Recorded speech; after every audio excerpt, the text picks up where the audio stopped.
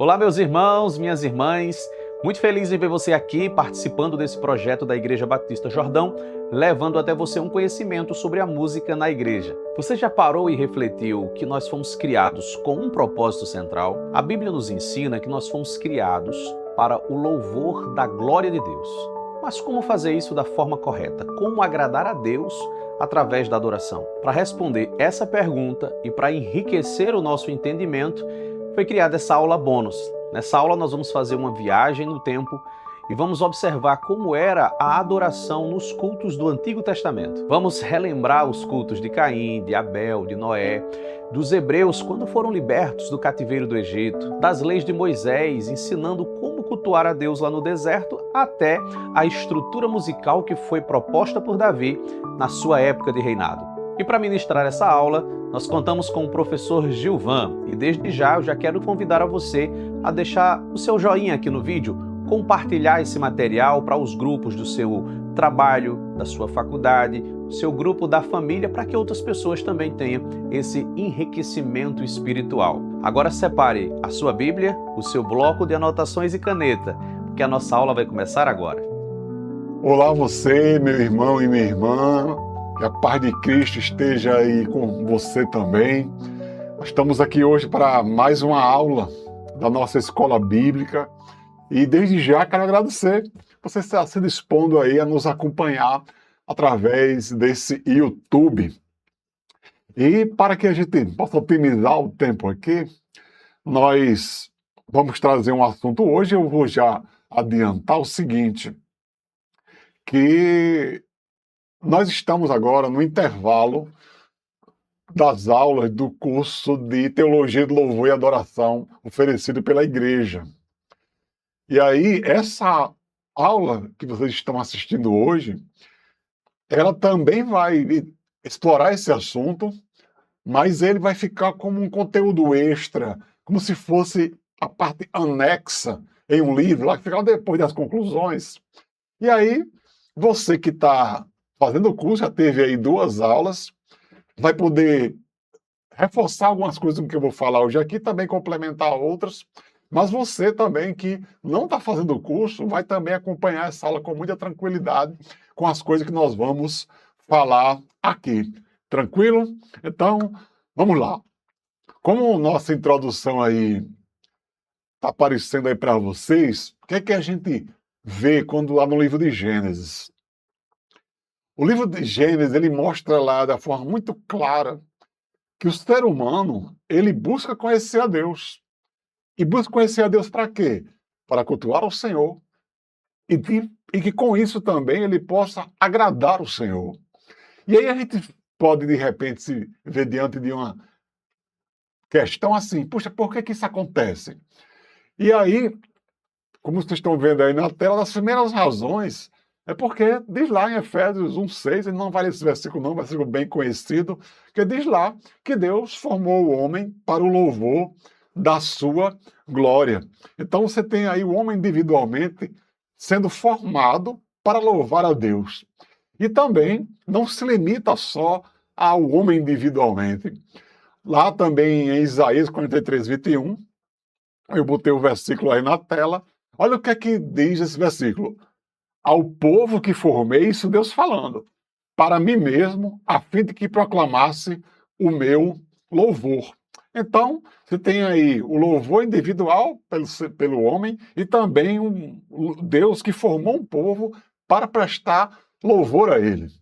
E aí, quando você vai também olhar o livro de Gênesis, você percebe que as primeiras tentativas ali de culto, naquela forma bem rudimentar, não foram assim das mais positivas. Aí o que que acontece? O próprio Deus, ele se encarrega de educar, de ser o professor do povo para que o povo saiba como adorá-lo de forma correta. E aí, o que que acontece? Lá de Gênesis, o culto começa de forma muito simples, mas na medida que a Bíblia vai avançando e a revelação vai sendo colocada nas páginas das Escrituras, você chega, por exemplo, em Apocalipse, tem um culto altamente sofisticado, muito diferente daquele culto que foi feito lá nas primeiras páginas do Gênesis.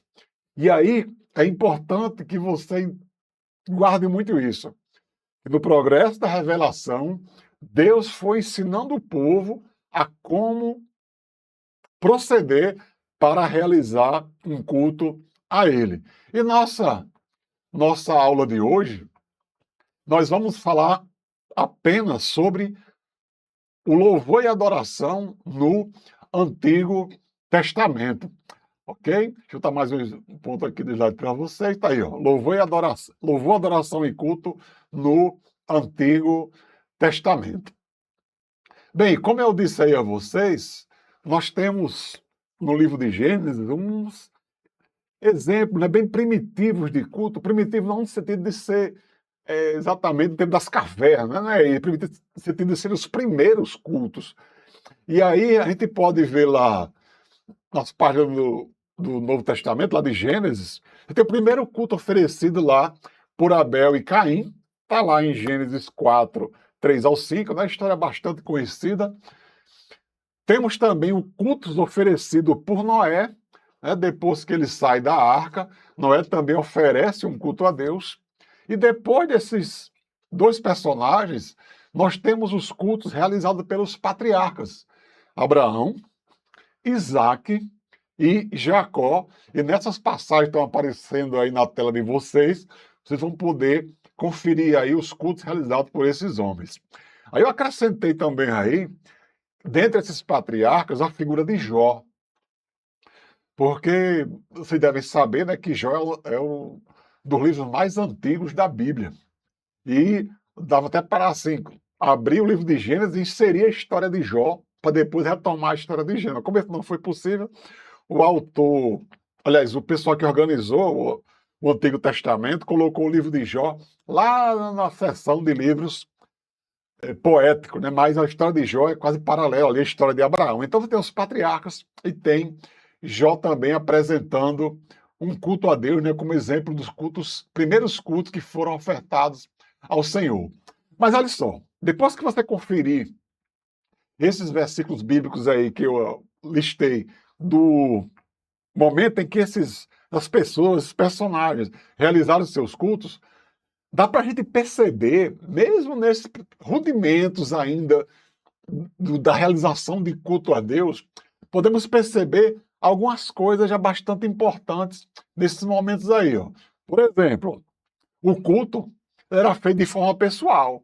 Tem lá Abraão, tem Isaac, Jacó, tem lá o Abel, tem o Caim, tudo prestando culto pessoalmente. Mas aí nesses cultos, como a gente vê nessas passagens daí, somente nessa de Jó, o culto também envolvia a família. Né?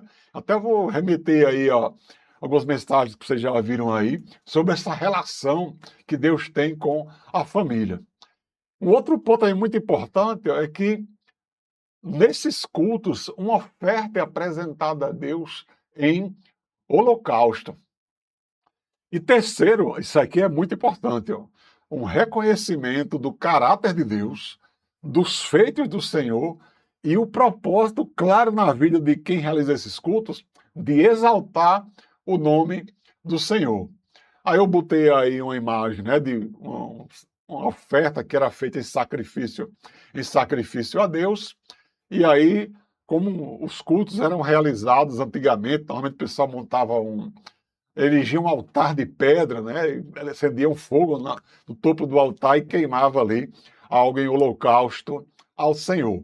Pronto, isso aí é o que a gente tem no Antigo Testamento, ali na parte de Gênesis, ó, precisamente. Mas aí o que que acontece depois disso? O povo de Deus, né, cresce da época de Jacó, aí José vai lá para o Egito, tem aquela história toda lá envolvendo José que vocês sabem muito bem. José, depois de ser alçado à condição de governador e feito aqueles favores todos para o faraó egípcio, consegue fazer com que a família dele seja convidada para vir morar no Egito. Mas depois de um tempo, esse povo se multiplica muito, o faraó que surge não quer mais saber de tratar os hebreus como visitantes ou como órfãos, e passa a escravizar os hebreus. E depois de 400 anos do povo vivendo no Egito, como um escravo, chega uma ocasião de que Deus desce para tirar o povo de Israel do Egito.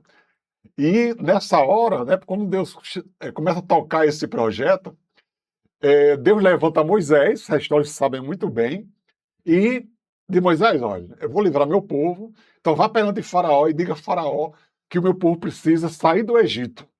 E aí uma coisa que eu acho impressionante aqui nessa parte das Escrituras, né, no livro de Êxodo, que toda vez que Moisés chega diante de Faraó para dizer, Faraó, Deus dos nossos antepassados, de Abraão, Isaac e Jacó, está ordenando que o povo hebreu saia do Egito.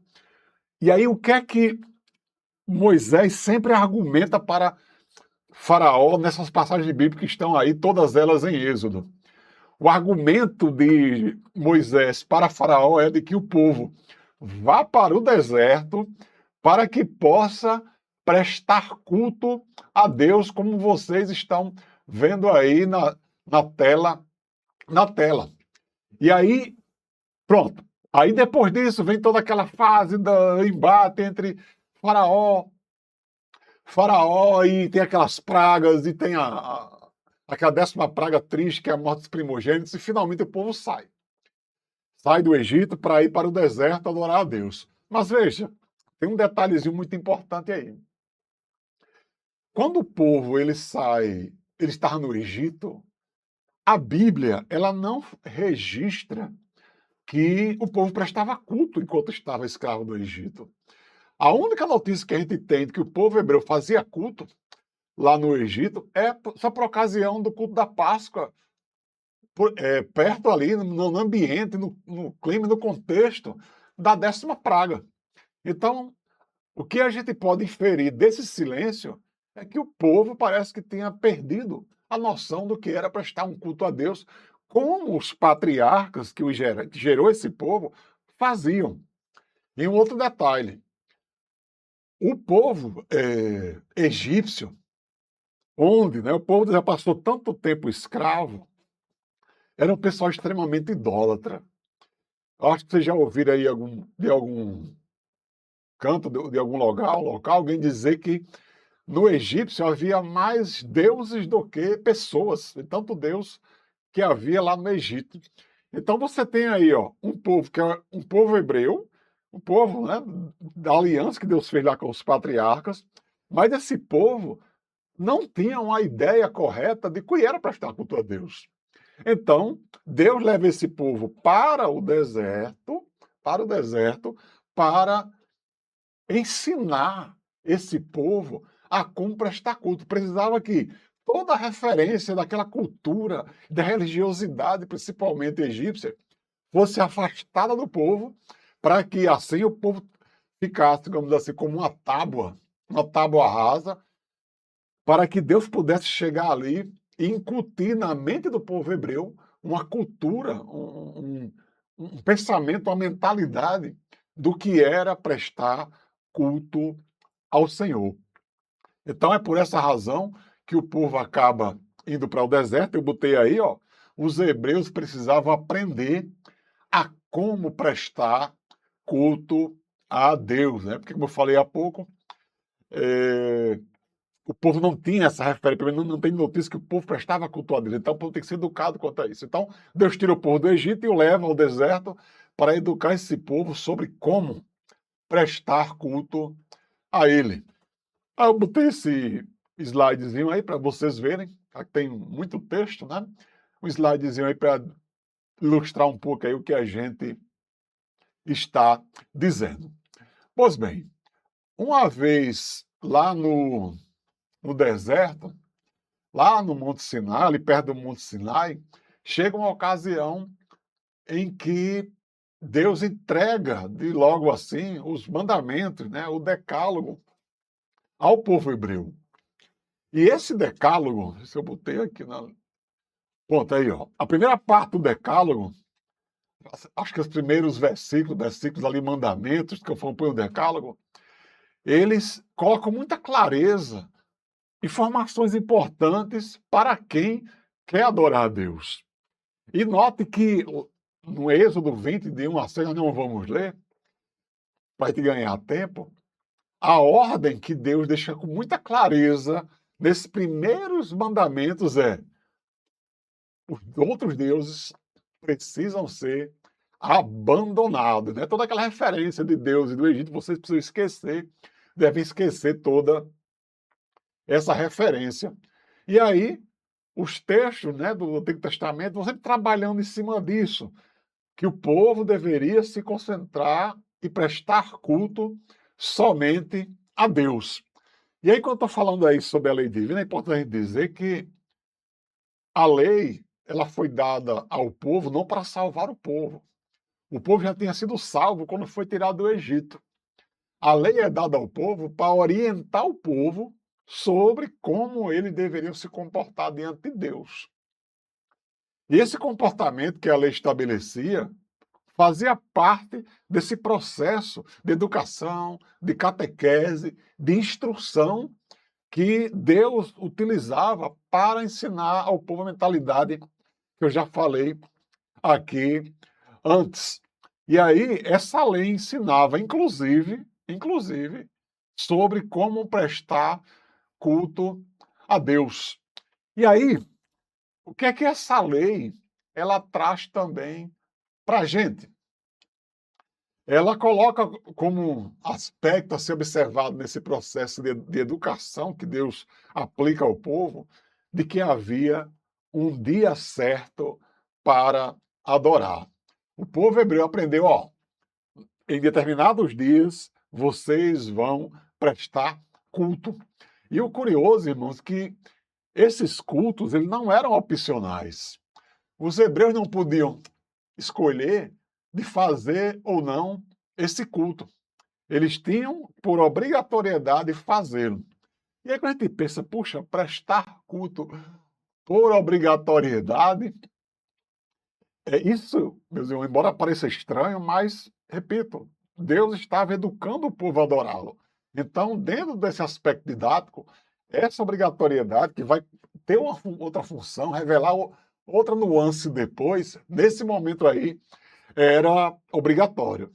E aí, né, vários cultos eram realizados segundo a lei para de forma obrigatória pelo povo hebreu. Então, ó, havia o sacrifício diário, havia o culto dos primeiros dias do mês, havia o ano do jubileu, havia também ainda, ó, isso aqui é muito presente na mentalidade dos judeus, as festas comemorativas como Páscoa, Pentecoste, Tabernáculos, a festa dos sábados, das trombetas, da expiação e do Purim. Tudo isso aí fazia parte da cultura religiosa do povo hebreu que prestava culto nessas datas específicas. E um outro ponto que é importante a gente entender nesse momento aqui de culto obrigatório era que quando chega esse momento desses cultos, né, várias coisas já têm acontecido entre o povo hebreu, como, por exemplo, né, as pragas do Egito, a travessia do Mar Vermelho, a libertação do povo do Egito. E isso era importante que fosse relatado e relembrado nesses cultos obrigatórios. Então, esses feitos especiais, esses atos milagrosos, que Deus operava, né, maravilhas em favor do povo, eram sempre lembrados nesses cultos. Então, o que Deus fazia pelo povo no passado, demonstrando o seu braço de misericórdia, nunca deveria ser esquecido. Ok? Sim, então eu falei aí há pouco que havia dias certos para culto e havia também, meus irmãos, um lugar para adoração, pois Deus estabeleceu lugares especiais para se manifestar ao povo. Acredito que vocês já ouviram falar que aquele povo daquela cultura ali, naquelas regiões, eles acreditavam que havia um lugar onde eles poderiam encontrar Deus. Mas na revelação divina, na relação de Deus com o povo hebreu, não é assim. É Deus que diz onde ele vai se revelar. E aí, nesse processo didático, repito, não esqueça isso, processo didático de Deus para ensinar o povo. O primeiro local que Deus estabelece para ser adorado e prestar culto é no Monte Sinai. E aí, quando a gente lê aquele episódio de Deus desce no Sinai para se manifestar ao povo, ali é um evento espetacular. O Monte Sinai era um negócio exuberante e o monte treme quando Deus chega no topo, desce, né, e chega no topo do monte. Então ali era um local de Deus manifestar a presença dele para todo o povo. E aí depois que Deus faz o pacto com o povo ali no Sinai, aí o povo, né, vai peregrinar no deserto. E é interessante a ideia do deserto, né, porque no deserto ele não tem nenhuma referência mais dos judeus, ou perdão, dos egípcios no dia a dia deles. Aquelas culturas, aquelas construções, a figura do faraó e outras figuras mais de Deus, de estátua, não tinha nada disso. Era só areia para todo lado. Então, um lugar também muito interessante, né, para ensinar o povo o que eles precisavam aprender naquele momento de educação. Pois bem, aí depois do Sinai, o povo começa a caminhar pelo deserto e aí Deus, nessa hora, elabora um outro local para ele se manifestar, que é a figura do tabernáculo, né, que era um templo móvel. Ele era montado quando o povo acampava e quando o povo se deslocava, desmontado e montado em outro lugar novamente. E aí, depois que o povo chega à Terra Prometida, né, que a ideia de tirar o povo do Egito era passar pelo deserto e depois chegar à Terra Prometida, que foi prometida lá aos patriarcas. Aí eles chegam na terra de Canaã.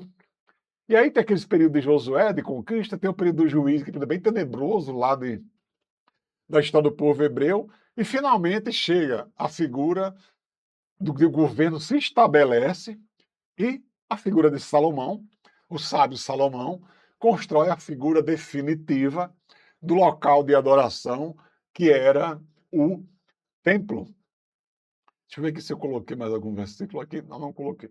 Uma outra coisa, meus irmãos, é que um outro aspecto que a lei também oferece, aliás, a lei também estabelece, eu estou falando, lembra do Antigo Testamento, o que deve ser oferecido a Deus. Isso aí, né, ficou perceptível quando eu falei lá do culto dos patriarcas, porque olha só, o homem, nesse culto lá no Antigo Testamento, ele não deveria se aproximar de Deus sem que tivesse algo para ofertar.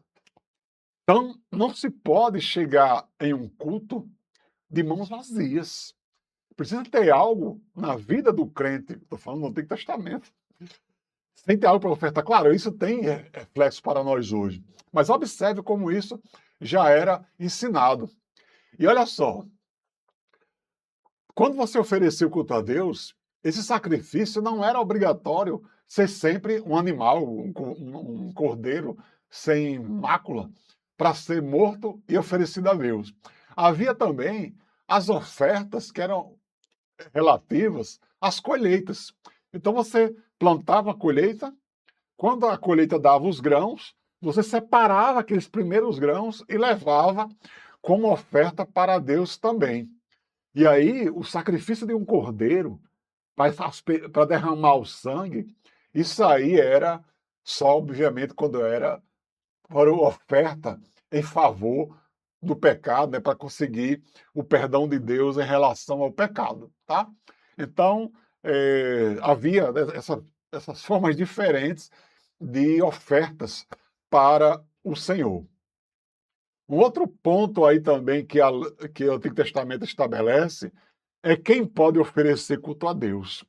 Isso aqui vocês sabem muito bem, mas eu estou só reforçando que no Antigo Testamento, a figura do tabernáculo e também no templo, só quem podia adentrar a estrutura do tabernáculo e do templo para realizar o culto era o sacerdote e o sumo sacerdote. Quando você lê o livro de Êxodo, lá do capítulo 25 ao 30, você sabe muito bem, então vou só relembrar isso para vocês, que o tabernáculo tinha 3 divisões. Tinha o pátio, tinha o lugar santo e tinha o santo dos santos. No pátio ficava o povo, no lugar santo os sacerdotes e no santo dos santos só entrava o sumo sacerdote. Então, o povo ficava no pátio, mas quem entrava no tabernáculo eram apenas os sacerdotes. E dentre os sacerdotes, somente o sumo chegava lá diante da Arca da Aliança, da presença de Deus se manifestava. Então, olha só que coisa curiosa. Você tem um sumo sacerdote que contemplava lá a glória de Deus, aí depois os sacerdotes via o que acontecia dentro do Santo dos Santos, e o povo lá fora, né, ficava ali meio que quase como espectador, vendo ou imaginando o que estava acontecendo dentro do sacerdote, dentro do tabernáculo, perdão. E aí, através dessa intermediação, é curioso isso, dos sacerdotes, é que o povo no pátio prestava culto ao Senhor. E aí também vale a pena acrescentar que para ser sacerdote tinha que ser da tribo de Levi, e não eram todos os levitas, tinha que ser da casa de Arão, irmão de Moisés. Isso está lá em Êxodo capítulo 29, tá? Você pode ler aí, e está esclarecendo bem isso daí. E aí, obviamente, alguns levitas não embora sejam levitas, eles não eram sacerdotes, mas prestavam serviço também como auxiliar dos sacerdotes. Mas é preciso que fique muito claro que quem realizava o culto era apenas o sacerdote e o sumo sacerdote, né? Botei a tribo de Levi e da família de Arão. E aí, meus irmãos, até aproveitar aqui a oportunidade para dizer a vocês, eu botei esse vídeo aí, ó. Esses de branco mais atrás aí são os sacerdotes, e esse aí, mais estiloso, de roupa azul, é o sumo sacerdote se preparando para entrar no Santo dos Santos, que havia uma cortina que separava o lugar dos sacerdotes dos sumos sacerdotes.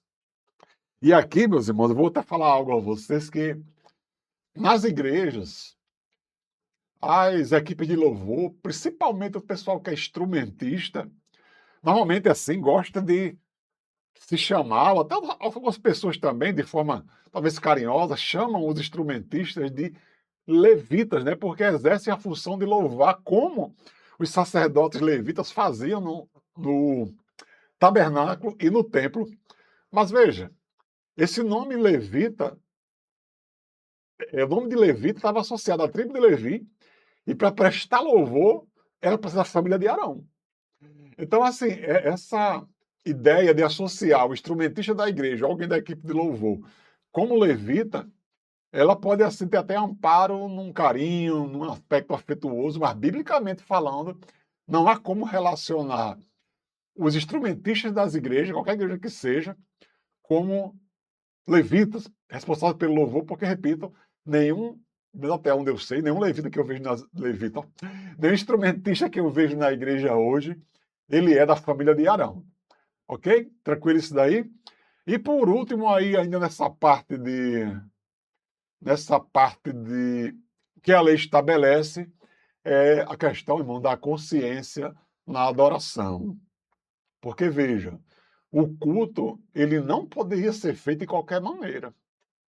Havia princípios, havia regras, havia aspectos que precisavam ser observados por quem fosse prestar culto.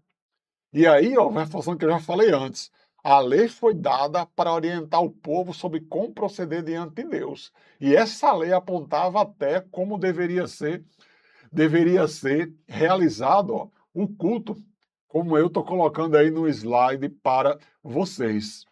E para vocês terem uma ideia da importância disso, na lei, lá no Antigo Testamento, a Bíblia traz um livro, que é o livro de Levítico, que ele é, a verdade, um manual para os sacerdotes, para quem era o oficiante do culto, e o que é que a gente vê nitidamente guiando todo o livro de Levítico, presente ao livro de Levítico. O aspecto da pureza do sacerdote para prestar culto a um Deus, e a um Deus que é santo. Estão percebendo aí? A coisa era séria, né? Não podia fazer o culto de qualquer jeito. Às vezes a gente ouve por aí alguém dizendo que não, para prestar culto a Deus basta o coração. Bem, dependendo de como esteja o coração da pessoa, né, isso pode ser um problema. E aí, irmão, chegando quase perto já de terminar a nossa aula. Estamos aí acho no penúltimo tópico já. Vamos falar sobre um pouco aí, rapidamente aí, da música na Antiga Aliança. E olha, como você deve ter percebido, a música tem um significado muito importante para os israelitas, pois a música sempre esteve presente, sempre esteve presente na vida da nação judaica como seu melhor meio de expressão. E aí você tem aí Êxodo 15, do 1 ao 21, que é aquele trecho que após o pessoal conseguir atravessar o Mar Vermelho e o povo egípcio tenha sido morto nas águas do Mar Vermelho, que também é o nome Mar de Juncos, não é? Moisés entoa um cântico a Deus. Então, esse Êxodo 15 aí é justamente o cântico de Moisés louvando ao Senhor por tudo que Deus tenha feito pelo povo ao guiá-los até aquele momento, dar aquele grande livramento. E também o Salmo 126, que é um salmo belíssimo, né? Quando o Senhor restaurou a nossa sorte, nós ficamos como o que sonham. E então se dizia entre as nações, grandes coisas fez o Senhor por nós e por isso cantamos com alegria. Salmo muito belo, depois você confere lá o Salmo 126, né? Repito, sempre com essa pegada, com esse viés de ser um meio de expressão do povo hebreu para prestar culto ao Senhor. E como outro ponto aí nessa parte da música, meus irmãos, eu não posso deixar de passar por esse assunto e falar um pouco da figura de Davi. Porque assim, meus irmãos, em termos de música no culto do Antigo Testamento, existe uma realidade antes de Davi, vamos lá, de Gênesis, lá de Abel e Caim até chegar em Davi, e uma situação a partir de Davi.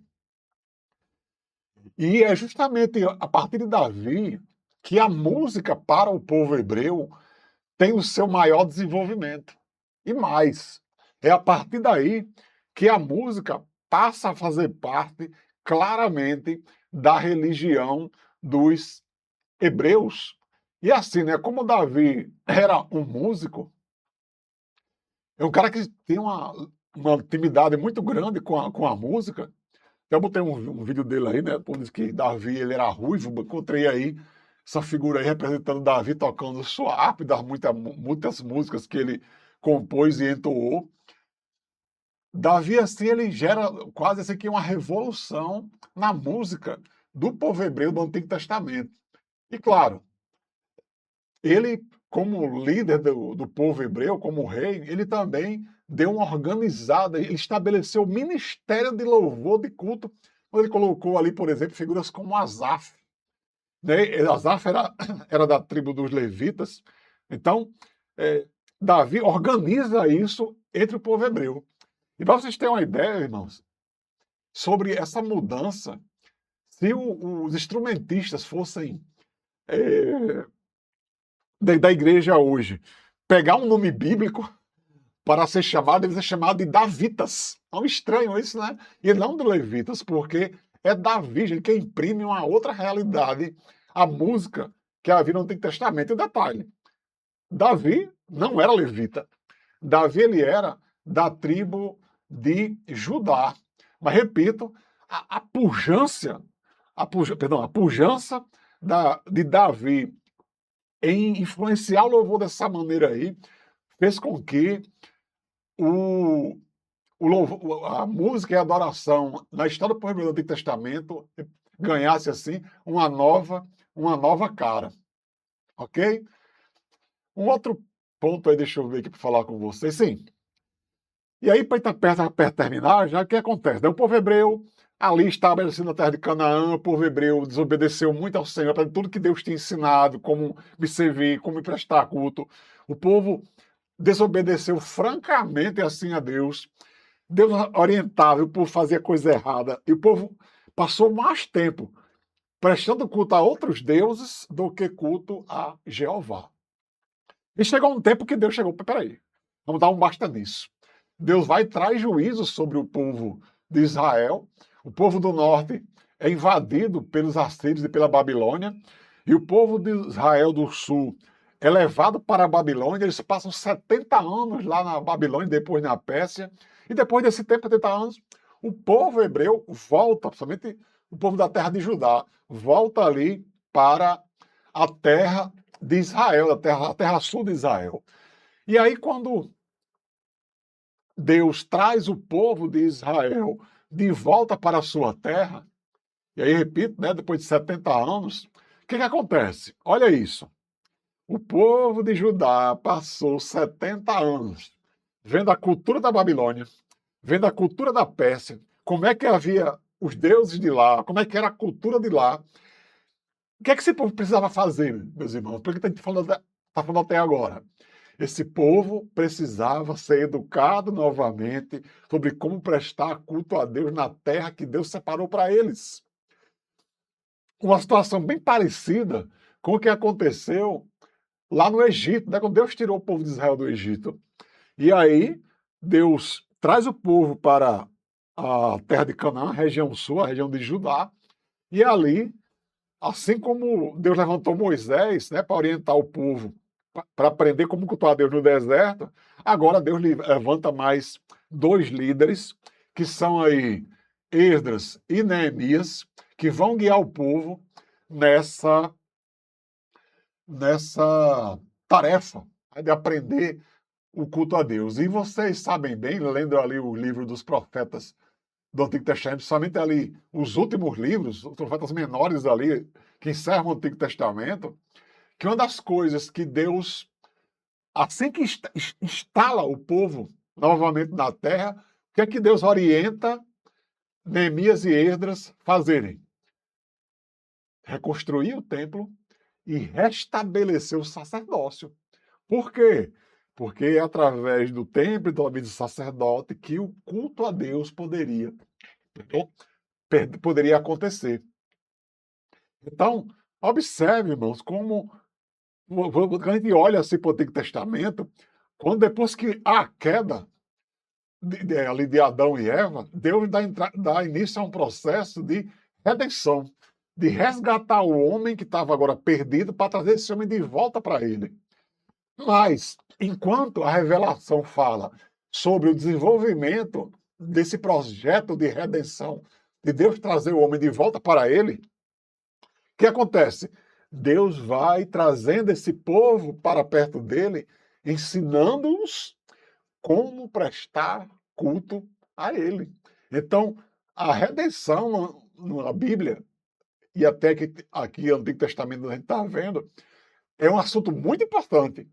Mas também é muito importante como deve alguém prestar culto ao Senhor e que deve prestar culto e como deve prestar. E aí, nós estamos chegando à conclusão, só recapitulando o que nós já falamos, né? Deus criou o homem e depois formou um povo para louvar o nome dele e prestar culto a ele. Deus aí se encarregou de ser o professor para ambos. Ele tanto ensinou o homem individualmente como prestar culto, como ensinou o povo também, o povo dele, o povo hebreu. Mas, como eu disse há pouco, o povo hebreu levou a maior parte do tempo a tirar zero nas lições. Né? Deus, ó, a lição é essa. É assim, Deus botava um quadro lá desenhando como é que deveria ser, mas por hora que fazer a prova só tirava zero, ficava até devendo ponto, como aluno, ficava devendo ponto.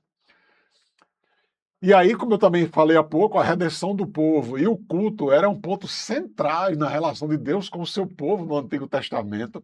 Não há como separar também esses dois assuntos. E aí, diante do que foi possível falar aqui para vocês, nós falamos aqui como era o louvor e o culto e a adoração no Antigo Testamento. Eu botei a T aí, né, para abreviar aí a palavra, mas aí é Antigo Testamento, tá? Aí a pergunta que eu faço a vocês é: o povo de Deus hoje precisa novamente ser ensinado por ele a como adorar? Será que precisa que Deus venha novamente, chame o povo de gente, eu tenho que me adorar desse jeito aqui? E outra, ou a adoração que a gente vê nas igrejas hoje, e aí você que está me ouvindo, que é da Igreja Batista Jordão, avalie a Igreja Batista Jordão. Você pode ter referência de outras igrejas aí, mas olha a Igreja Batista Jordão.